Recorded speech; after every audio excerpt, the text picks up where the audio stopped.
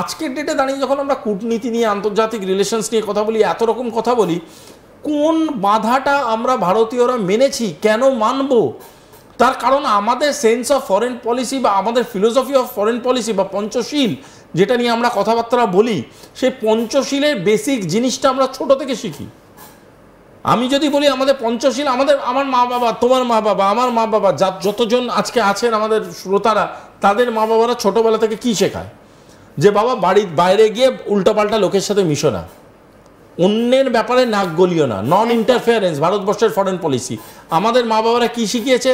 বাবা অন্যের সাথে যেচে ঝামেলা করো না। আমরা কোনোদিন কারোর সাথে যেচে ঝামেলা করি না। বলেছে কি বাবা, যদি কারোর কোনো বিপদ হয় চেষ্টা করো তার সহযোগিতা করতে।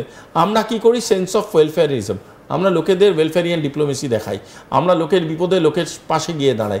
এই যে পঞ্চশীল বা এই পঞ্চশীলের কাজকর্ম, লোকের নিজস্ব সভারেনিটিকে সম্মান জানানো, এটা তো ভারতের ফরেন অ্যাফেয়ার্স ঠিকই, কিন্তু এটা ফরেন অ্যাফেয়ার্স হওয়ার অনেক আগে আমাদের ছোট ছোট বাচ্চাদের আমাদের মা বাবা শেখায় এই দেশে।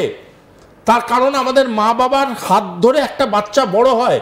আমাদের বাচ্চাদেরকে কোর্টের থেকে পারমিশন নিতে হয় না মা বাবার সাথে সময় কাটানোর জন্য। That is the difference. American philosopher একটা বিরাট লাইন আছে, why India cannot be controlled so easily. কেন? তার কারণটা হচ্ছে it is very difficult to penetrate Indian culture. আমাদের ভাষার এত বিভেদ, আমাদের ধর্মের এত বিভেদ, আমাদের ধর্মের আলোচনার এত বিভেদ, আমাদের রাষ্ট্র আলোচনার এত বিভেদ, আমাদের রাষ্ট্র চেতনার এত বিভেদ, কিন্তু এত বিভেদ, কিন্তু ওই বিভেদের মাঝখানে মিলনমোহন সবার ওই বিভেদ কিন্তু ব্রিজটা, এই ব্রিজটাকে ধরবে তো তখনই যখন তুমি জানবে যে প্রতিটা ফিলোসফি কোথায় কোথায় কি কিভাবে এক্সিস্ট করে। একটা তামিলিয়ান পোয়েটের সংবিধান আর একটা ভারতীয় কবির সংবিধান আলাদা নয়, কিন্তু একটা তামিলিয়ান তার সম্মানটা সংবিধানের প্রতি যেভাবে জানায়, একটা ভারতীয় বাঙালি কবি সে সেভাবেই জানায়। সে তামিলিয়ান ভদ্রলোকও যেরকম একজন ভারতীয়, এই বাঙালি ভদ্রলোকও একজন ভারতীয়, একজন নর্থ ইস্টে বসে থাকা মণিপুরীও যেভাবে সংবিধানের প্রতি তার ভালোবাসাটা জানায়, সেটাও একটা প্যারালালিজম, সেটাও একটা সেন্স অফ মাল্টি এক্সিস্টেন্স।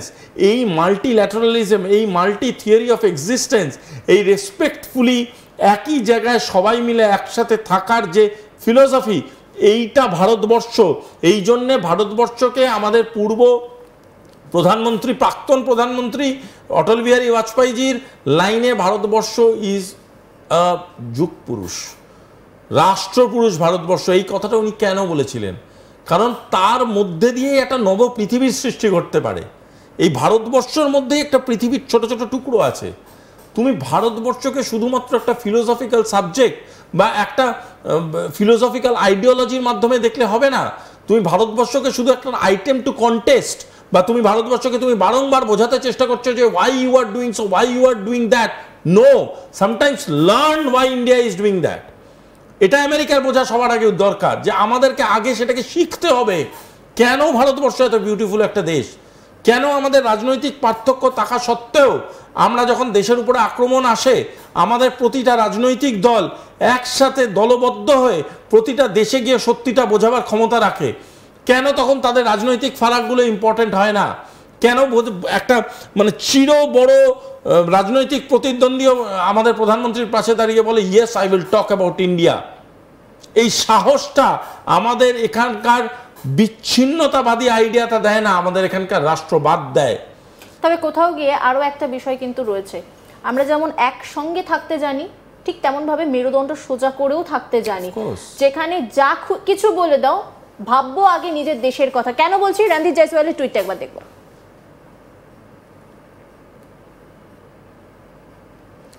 কি বলা হচ্ছে? একতরফা অনুমোদন করে না, ভারত দায়িত্বশীল এবং আইনি বাধ্যবাধকতার প্রতি একান্ত প্রতিশ্রুতিবদ্ধ। ভারত সরকার মনে করে যে জ্বালানি নিরাপত্তার বিষয়টি দেশের নাগরিকদের মৌলিক চাহিদা পূরণের জন্য অত্যন্ত গুরুত্বপূর্ণ। জ্বালানি বাণিজ্যের ক্ষেত্রে সতর্কতাকেই মান্যতা দেওয়া হবে। ভারত একতরফা অনুমোদন করে না, প্রচণ্ড একটা দামি কথা। সেই কথাই ঘুরে ফিরে আসছে যে ভারত একসঙ্গে চলতে জানে, সংঘবদ্ধভাবে চলতে জানে, তাই তো? Sense of multi ডাইমেনশনালিজম।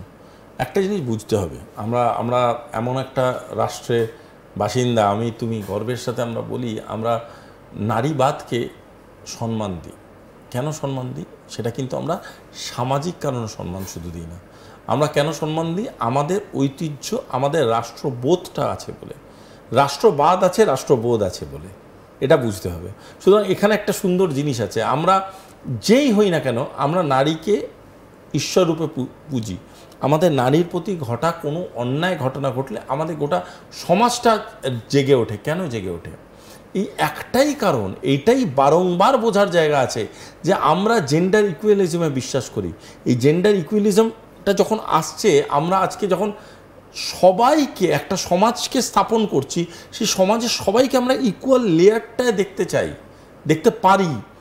যখন আমরা চাইছি আজকে এনার্জি রিজার্ভেশন, আমরা যখন আজকে চাইছি এনার্জি কনজারভেশন, কারণ আমরা সেই প্রকৃতি যাকে নারী রূপে দেখি, আমরা যে প্রকৃতিকে পুজো করি, সেই প্রকৃতিটার অ্যাসিওরেন্সটা চাইছি যে সেই প্রকৃতি, সেই ক্লাইমেট, সেই environment which is the biggest national security affair of the world, যেটা আগামী দিনে গোটা পৃথিবীর জাতীয় সুরক্ষার নির্ধারক হবে, সেইটা যাতে সুরক্ষিত থাকে, তাই আমরা এনার্জি কনজারভেশনের কথা বলি, তাই আমরা এনার্জি রিজার্ভেশনের কথা বলি। আমরা বলতেই পারি ভারত যা আজ ভাবে গোটা পৃথিবী তা কাল ভাবে, যে কথাটা বরাবর গোটা পৃথিবী ভাবার জন্য যে কথাটা বরাবর হয়ে এসেছে যে ভারত আজকে ভাবে গোটা পৃথিবী কালকে ভাবে। এই কথা আজকের নয়, এই কথা বহু পুরনো এই প্রবাদ আজকে এসেও একইভাবে সমান গুরুত্ব দিয়ে এগিয়ে চলেছে।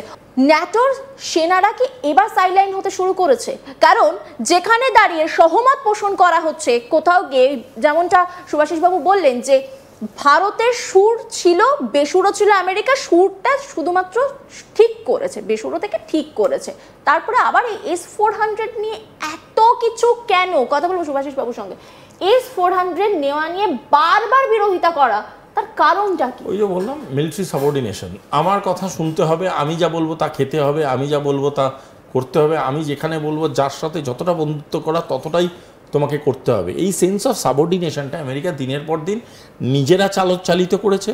আমেরিকা দিনের পর দিন এই জ্যাঠামশাইগিরিটা সবার সাথে করে গেছে, ঠিক আছে? এবং আজকের ডেটে দাঁড়িয়ে আমেরিকার এই চরিত্রটাকে বিশ্ব আর মেনে নিচ্ছে না। বিশ্বের এখন সবকটা দেশ, যদি কূটনীতিকে খুব ভালো করে লক্ষ্য করো, প্রতিটা দেশের মধ্যে নিজের একটা আত্মবোধ এসছে, নিজের একটা রাষ্ট্রবোধ এসছে, নিজের একটা রাষ্ট্র চেতনা এসছে। এখানে একটা জিনিস মনে পড়ছে, আজকে সোশ্যাল মিডিয়ায় আমি অফিস আসার পথেই একটা খুব সুন্দর এক্সাম্পল শুনলাম, যে বিষয়টা বড্ড কিচ আওয়াজ করে, আমরা সেখানেই বেশি তেল দিই। যদি দরজায় হয় তাহলে আমরা বেশি তেল দিই, আবার যদি আমরা দেখি গাড়ির কোনো গেটে বা কোথাও কোনো পার্সে কিচকিচ আওয়াজ হচ্ছে, আমরা বেশি তেল দিই। কিন্তু যদি রিপ্লেসমেন্ট হওয়ার কথা থাকে, সবার আগে আমরা সেটাকেই রিপ্লেসমেন্ট করে দিই। এখানেও কি বিষয়টা সেরকমই হয়ে যাচ্ছে না?